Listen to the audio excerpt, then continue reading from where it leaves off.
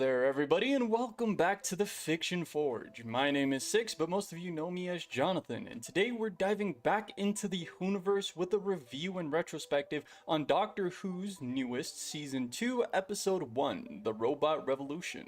Joining me for this journey through time, space, and some very questionable hospital practice is my good friend A Spectrum D. Hello, ladies, gentlemen, and everyone everywhere in between.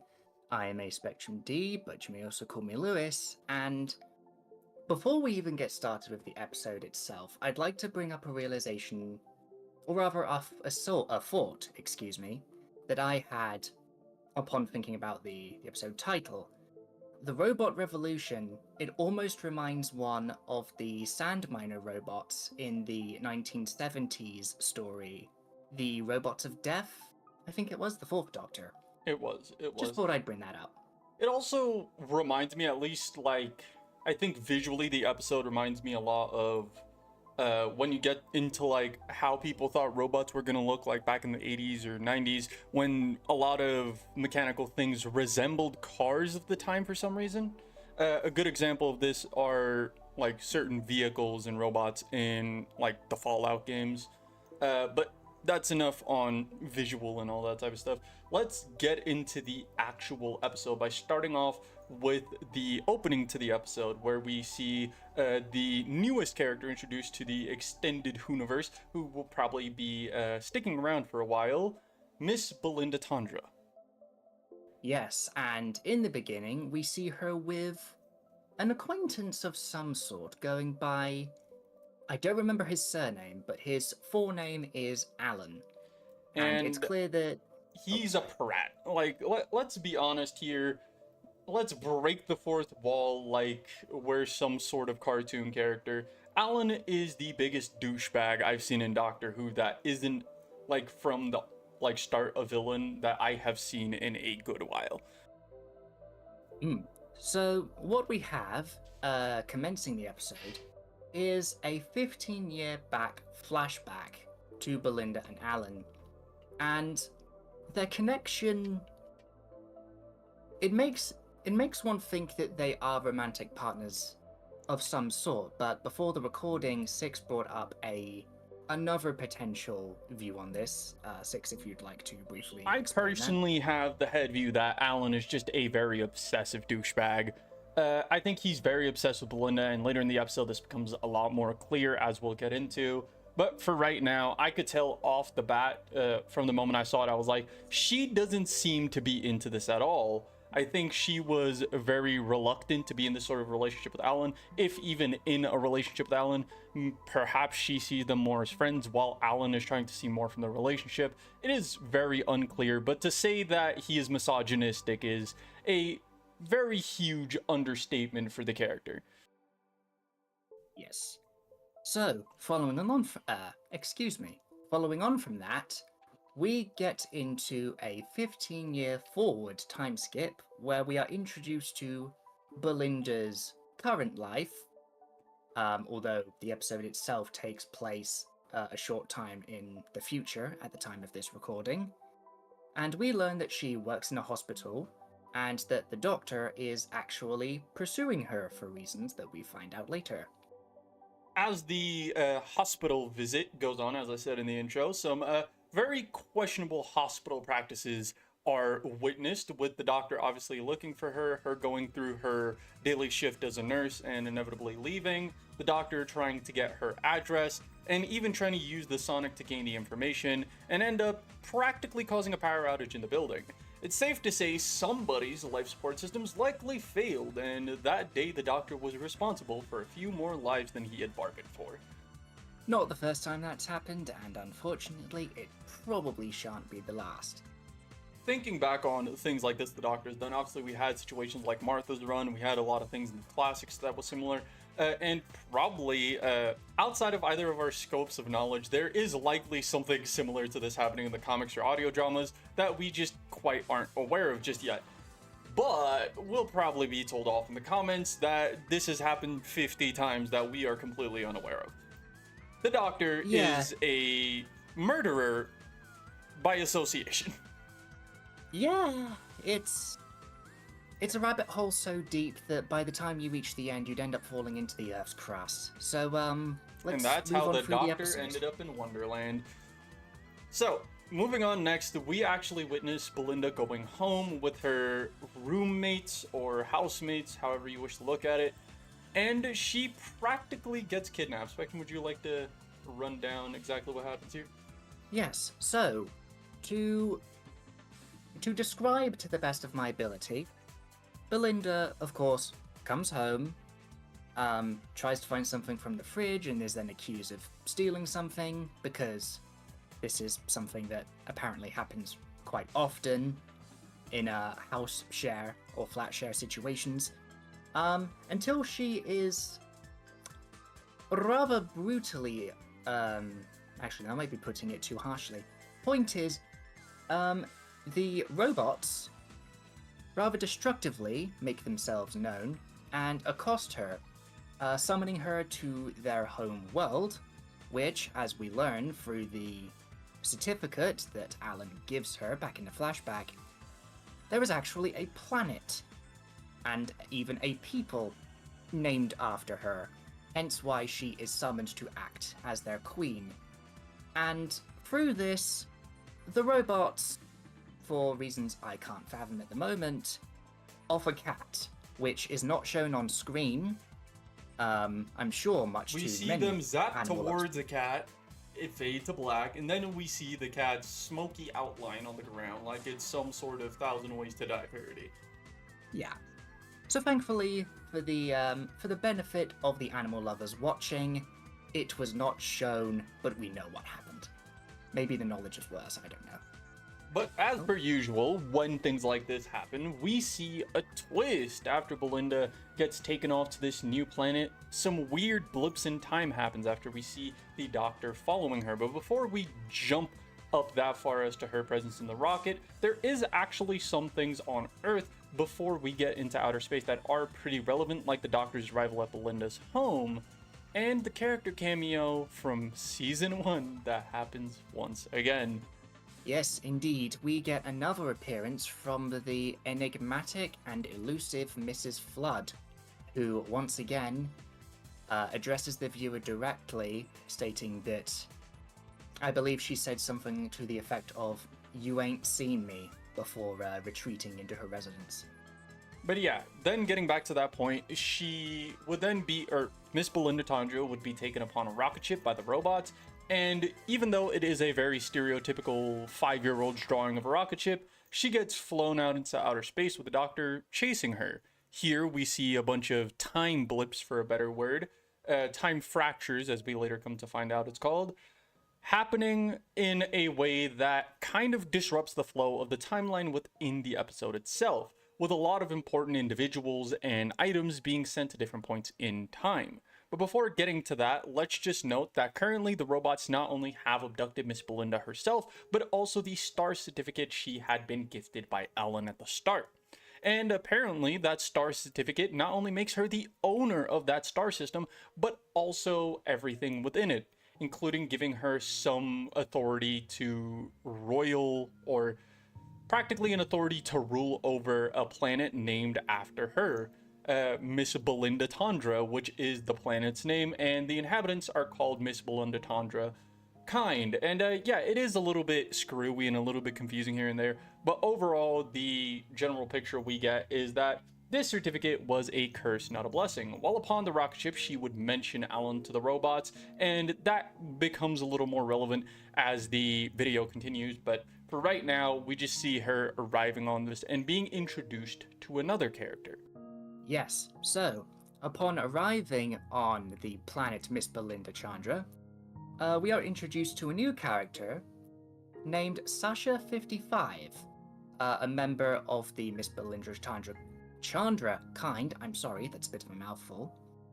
And while Sasha initially is giving what sounds like almost like a company greeting, the sort of thing you see on a company greeting, while she's giving that, she also describes an attempted overthrowing that's happening nearby, but also, under her breath, I believe only Belinda can hear this because the robots don't acknowledge it, She actually asks for help from Belinda herself before taking her into the throne room along with the robots. Now, one thing to note is the explanation she gives, which is very robotic sounding in itself. Don't worry, she's not just a robotic character. Overall, it really reminds me of like the FNAF phone calls from Phone Guy. And if you're more interested in Doctor Who and FNAF collabs, me and Spectrum are actually doing a series where we see if the Doctor can solve FNAF. So if you're interested in that, make sure to go check that out. Hashtag shameless plug.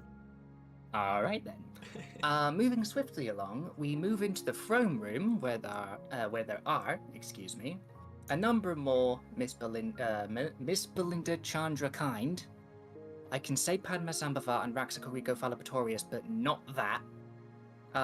Along with the Doctor, who is wearing their planet's garb, and Belinda is guided to her throne, being praised, hailed, the sort of thing that one might expect, being a royal, willing or not, and is then suddenly informed. She has a she has a Roomba literally cleaning her pathway, since Miss Belinda Tandra stepping upon dirt would be a crime. Yes. She is also, on rather short notice, informed that she would be marrying an artificial intelligence, or more specifically, an AI generator. The almighty AI generator. Get ready, media fans, it's another one of these. Or is it? We've dealt with different examples of artificial intelligence in the past, both in and out of Doctor Who, in varying forms, but it very much appears to be speaking about AI as we know it now, rather than what we thought it might have been in, say, back in the classic days or even the early 2000s. But it's a scene that I'm not too engaged with outside of the creative scene. To practically simplify it for you, the message that a lot of these medias always try to portray is that AI is evil. Now, if that is true or not, that's yet to be found, since we find ourselves in the great year 2025, the year of AI. So we will see how that goes in real life and in fiction, I guess.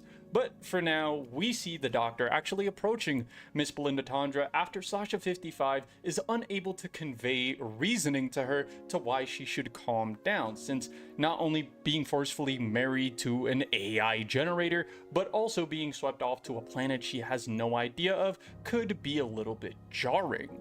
On the other hand, as the Doctor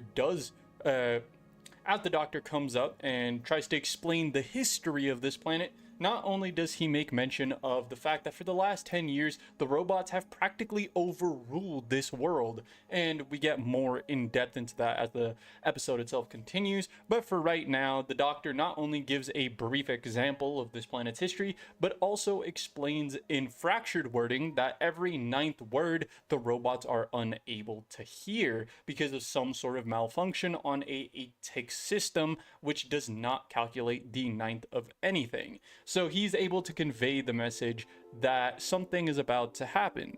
She does catch on to this, even though very poorly. We do eventually see that all the Miss Belinda kind in the room would start shooting at the robots. Now, a quick note to make here is they're firing laser pistols at these robots, and it is doing a whole lot of nothing, until someone drops from the skylight and shoots a fucking harpoon through one. So, what have we learned? Listen to Star Wars, traditional weaponry can be way more dangerous than stupid blasters. But hey, that's just me. Yeah, I'll let him have that. I've only seen movies 1 to 7. I'm not privy to the greater Star Wars stuff, but I digress. In this conflict, there, of course, are casualties, both descending from the roof and on the ground, and one of them is, as some might have come to expect, Sasha 55, which, yes, naturally, people are going to find it sad that someone has died regardless of whether you know them or not. But from a viewer's perspective, it might come off as she didn't have a lot of time to be a character. We had a mention of her short history with the Doctor and an ambition to go with him in the TARDIS. But I will say, to my memory at least, she lasted longer than both Astrid and Joy. So I suppose she's got that going for her, at least in terms of her association with the Doctor. Which is pretty morbid, but pretty accurate in general. This character was kind of thrown in our faces as a possible companion, even if it would only be temporary, only for her to be ripped away practically immediately. And on top of that, it kind of comes down to us being revealed that the Doctor has been here for 6 months and actually built up not only an emotional but possibly even romantical relationship with Sasha, which is an even deeper blow. Sure, maybe a novelization in the future would cover the actual time that was elapsed there, but us viewers would have loved to actually see something like that. Now, personally, I already am of the mindset that this episode would have done much better as a feature-length special than the first episode of new season, not only introducing the new companion characters similar to what we could say the Titanic episode from Donna's Run and stuff like that. There was way too much to cover in a short amount of time, and it made the episode one feel very rushed, and it left out a lot of information and a lot of hasty progression that didn't feel connected. Yes. Moving on from this, we move on to what remains of the group's escape into the Undercity. Unknowingly, at least to begin with, they do also bring what Six likes to call a Fallout 4 Roomba with them. They rendezvous there and figure out what to do. Editor Spectrum is required to put a picture of the Roomba.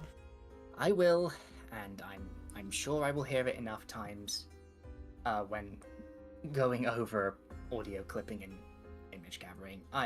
Six will remind me.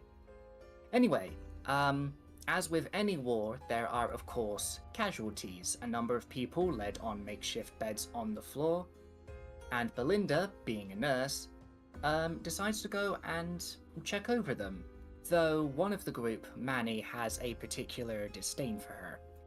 Obviously due to the death of characters like Sasha 55 having been an established character in this world, just not in the series. So sadly for him, his life is irrelevant to the screen itself, since he is not relevant throughout the entirety of the episode, with the exception of this one scene, one more scene, and then one at the end, since a side character really can't ask for more in this day and age. They get the 10-10 treatment. This clearly is a Naruto reference, but I'm not privy to that either, so I'm just going to let that pass. Just, twin. Oh, Cut that out. I don't think I'm going to keep that. Wonderful. But overall, Okay. we do see some actually interesting things. For example, the existence of an X-ray blanket, and for the first time in a while, some different physiognomy from Earthlings. So usually there is a clear resemblance between aliens and Earthlings in the Doctor Who universe, since a lot of these alien species are connected to humans as a whole. Saying Earthlings is a little bit vague, considering that Earth contains more than one species right now, but to track back, as I said, we see the existence of a X-ray blanket, the Doctor not only explaining that Miss Belinda kind actually have a different biology, but also, for the first time in a while, we get to see the Doctor's two hearts, which is relevant for all of 3 seconds since this series is trying to be different. Let's see, moving on to this. I believe it's the Doctor and Manny. This is the bit I might lose, so I'm going to recall it the best I can. I believe the Doctor and Manny, as well as one or two others, are going over a potential, maybe a rush. I know that they've got a picture, they've got a diagram of, I think it was a building up, so maybe some sort of rush on a building, which is when Belinda actually goes and reactivates the Fallout Roomba. Are we just going to call it the Roomba until it gets a name? Yes.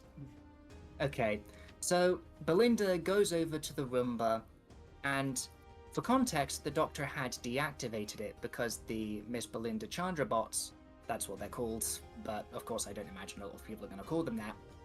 They can track the Roomba, and so the Doctor turned it off so they couldn't be traced. Belinda, however, during their planning, goes over, reactivates it, and joins everyone. The plan be damned. And the reason for this is explained very soon when the robots, much like early in the episode, bust through the wall and accost everybody.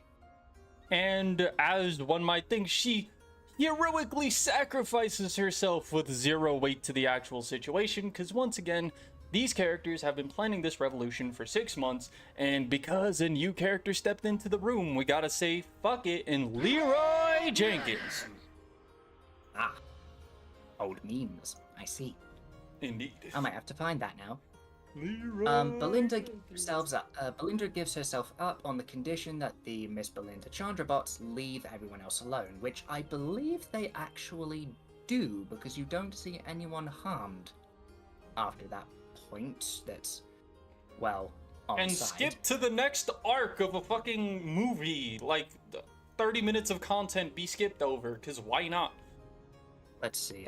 Next, we move to a scene with the aforementioned AI generator, which houses a bit of a secret. Just to throw the meme in there. It's not AI. It's Al. I didn't hear all of that. Do you think your side caught all of that? Oh yeah, definitely. All right. Yeah. Oh, please don't tell me that's gonna become a meme. If it doesn't, I'm sure he'll make it one. But yes, we do find out through the generator using Al's words to the letter, and Belinda realizes this. She identifies it, as Alan, and the generator opens up to reveal Alan, and I wouldn't say he's been converted to something, but converted is normally a word that's attributed towards the Cybermen. This is something very different. Let's just say this is a willing alteration to one's body.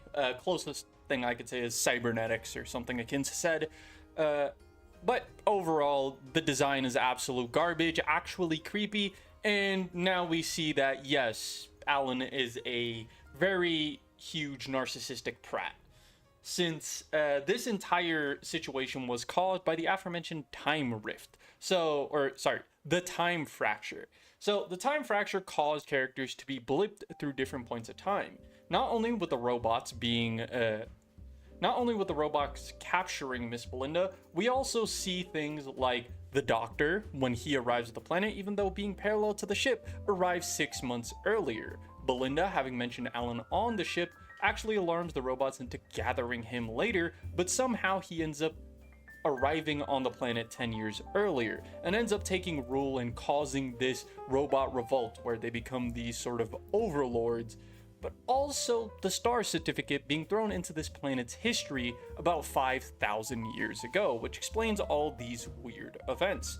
Now, after we see Alan and Belinda's entire reunion and all that, we get a little point with the certificate. Because here's the thing, even though the certificate from 5,000 years ago is currently present in Alan's hands, the one from right now is present in Belinda's hands. And this kind of causes a little recanonization of past events in Doctor Who, or how things are handled in New Who, I guess. Because when these two things come into contact, something happens that I personally did not expect. Now, since I was a person who's been watching Doctor Who for a very long time, I remember the episode from the original 2006 reboot called Father's Day, where Rose touched her child self and caused the existence of Time Reapers. That did not happen here. Yes. Before we started recording, I know that you had referred to past events happening, but I don't believe you mentioned Father's Day, but evidently I somehow didn't put the two together until now. But yeah, the Reapers came into, well, they were already there, but they came into the universe through present Rose coming into contact with past Rose. And that same thing applying here did not happen. Instead, it created this weird time nexus event that the Doctor had to absorb out of Belinda to prevent any harm from her, which not only closed the time fracture itself, but also ended up reverting Alan back to a sperm that then got promptly sucked up by the Fallout 4 Roomba. We if you're thinking of a particularly dark joke to make here, I'm sure it's the one that we made it. Well, I made The initially. late abort. We'll have to see if we cut that one out, but No. yeah. Moving on. Yep.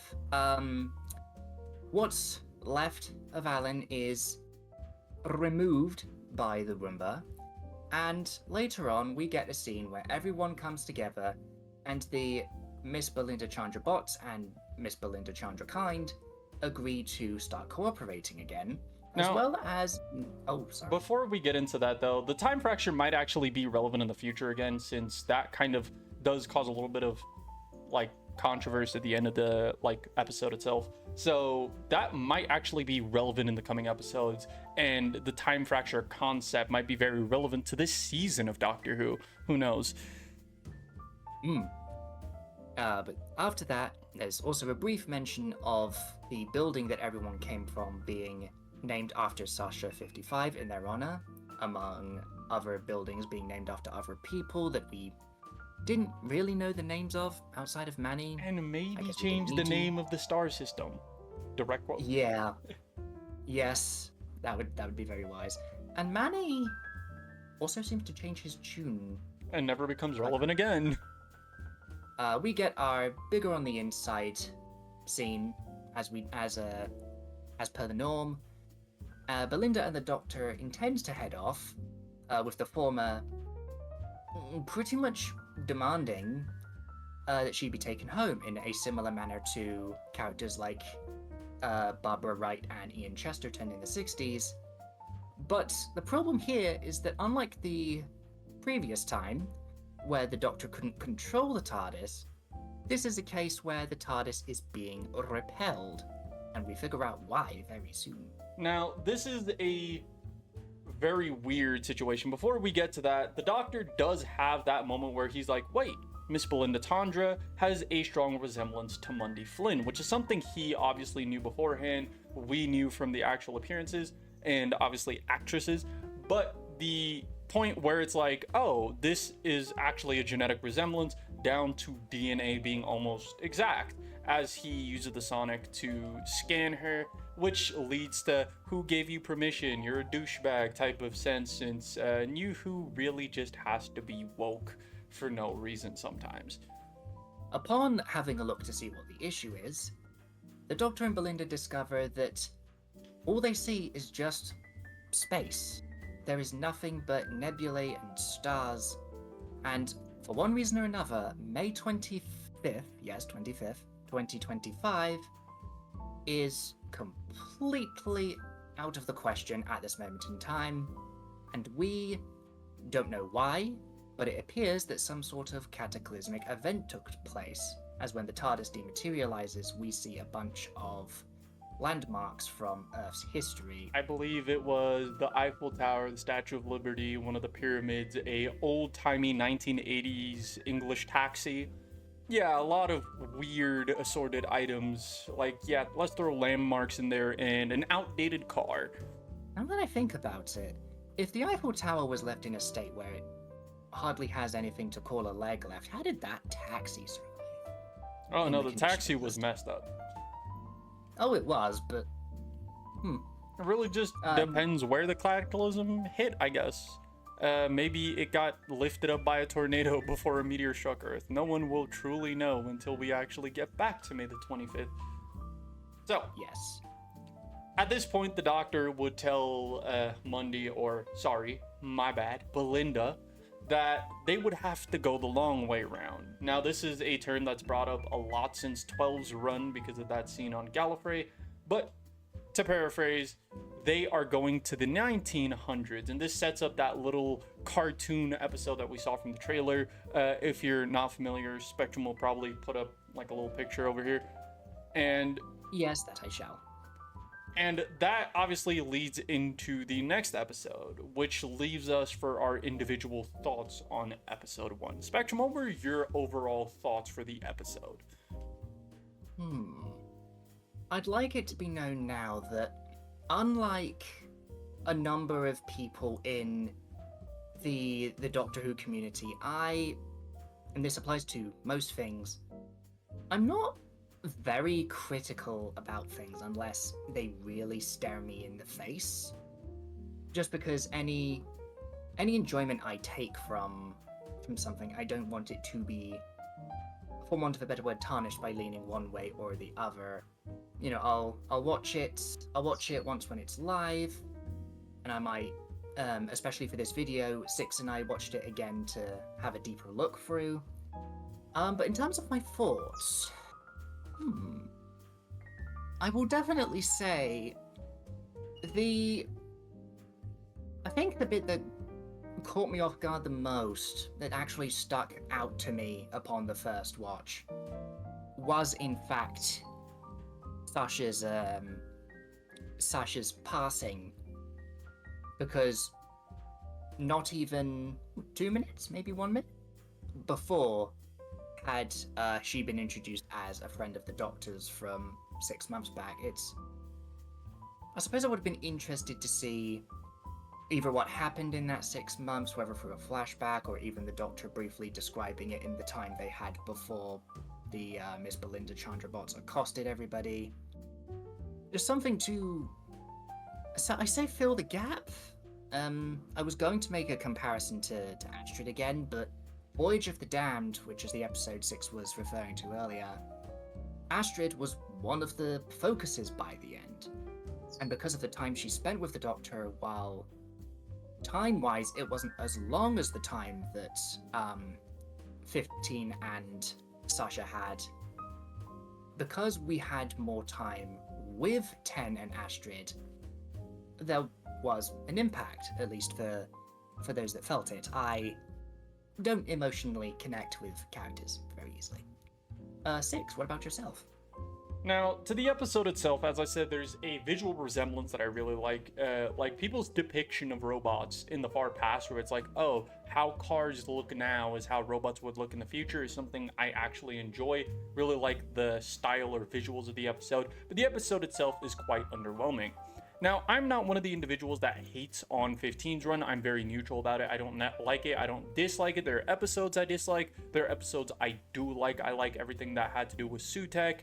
This episode, though, felt very rushed. There was little to no setup, and that setup was thrown almost completely out of the window by them just trying to finish the episode as quickly as possible to hit that 45-minute mark, since obviously time constraints are a huge part about modern TV. Since all these things have to be streamed at some point, having them fall into that 45-minute mark is very useful. Like, I think it's like 15-minute increments. It's like 15 minutes, 30 minutes, 35 minutes, 40, 45.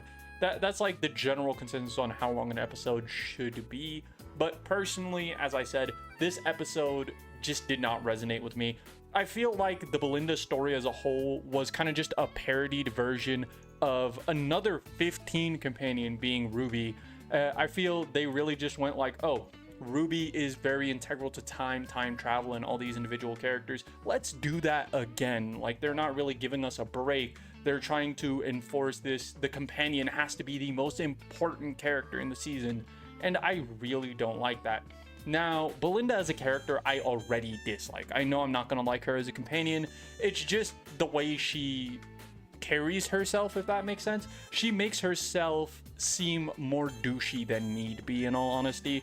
And overall, I just did not vibe with the character, and I could see that this is going to be a very repetitive season for me.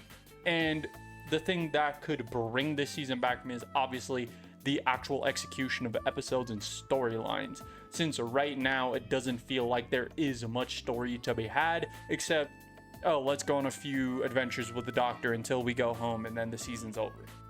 While we're on the topic of the near future, I'd like to briefly raise the question to both of us. What we think about what we've seen so far, what little there is, of the upcoming episode, as we've mentioned. If I may go first.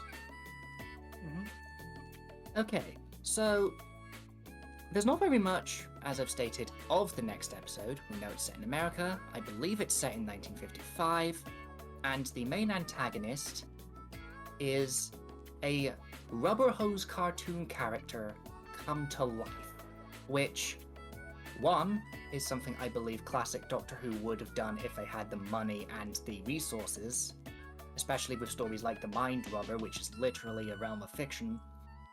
But also, I'll be honest, I think I might enjoy that episode from an art standpoint because of the animation. From what I've seen of the animation, it's very smooth.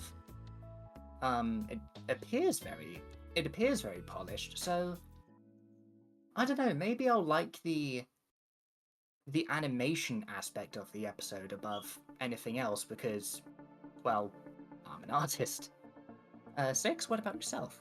Now, there's an analogy here to be made with the connection to things like Space Jam, which is a set of movies that actually is a combination of live action and animated, where I think there is a lot of potential, especially if the execution is similar to the original Space Jam instead of the newer Space Jam, which was a catastrophe. I know some people like it, wasn't my cup of tea, but when it comes down to the visuals, I know the episode is going to be amazing, as long as they don't switch from 2D to 3D animation halfway through. Mistakes could definitely be made if it's not handled appropriately right here. And another analogy to be made is this feels a lot like that Celestial Toymaker episode, like they're trying to connect things. I do actually hope that this entire animated character is connected to the Celestial Toymaker and his quote-unquote legion. And I would, as I said, love to see this. I'd love to see the Pantheon of Chaos again. I would like that to be relevant throughout 15's entire run. And if it's not, I am sad to say, I will feel like this entire season is just like a redo of season 1 that is going worse already. Okay. But for right now, I actually have positive hopes for the episode. I have a positive view of the next episode. I think it's going to be really good, as long as they don't make the characters overly saturated in their personalities once again. I think focusing more on the story and less on the characters for this next episode would be amazing. Well, that seems pretty clear, pretty concise. Would you like me to do the outro segment? Go for it. Okay, well, thank you to those that stuck around until the end of the video. This is quite different to what we've done in our past, but it'll be interesting to especially build up. This is something that was quite nerve-wracking for me, so doing this more often will certainly help my confidence. But excuse me, if this is something that you enjoyed and would like to see more of, do feel free to leave a like, a comment, even subscribe and turn on notifications if you'd like to see when we upload next.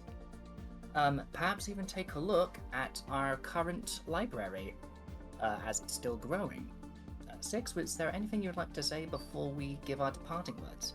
If you haven't yet, make sure to like, subscribe, hit that bell notification, be notified for future videos. And as Spectrum said, make sure to go check out our wonderful catalog of videos. So without further ado, this has been your boy Six. See you next time, nerds.